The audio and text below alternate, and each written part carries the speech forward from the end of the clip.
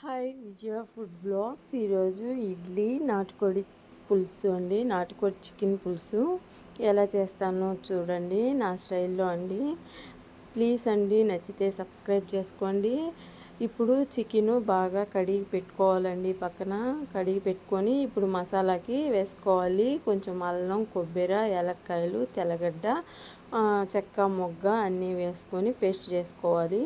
Paste చేసుకున్నాక ఇప్పుడు కుక్కర్లో ఆయిల్ పోసుకొని కొంచెం చెక్క, 4 లవంగాలు వేసుకొని తర్వాత ఎర్రగడ్డ, పచ్చిమిర్చి వేసుకొని బాగా వేయించుకోవాలి ఫస్ట్. ఆ తర్వాత టమాటా వేసుకోవాలండి. టమాటా కొంచెం మగ్గినాక కొంచెం పసుపు, ఉప్పు వేసుకొని అది కొంచెం మిక్స్ చేశాక ఆ తర్వాత చికెన్ వేసుకోవాలి. చికెన్ కూడా బాగా మసాలాలో బాగా వేయించుకోవాలండి.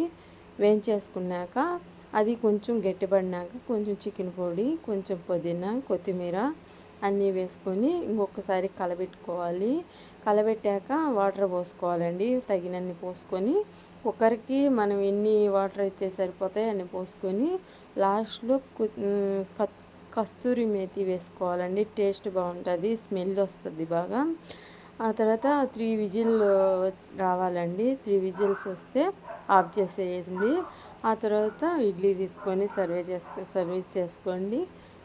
ఎలా ఉందో కామెంట్ చేయండి. నచ్చితే సబ్స్క్రైబ్ చేయండి ప్లీజ్.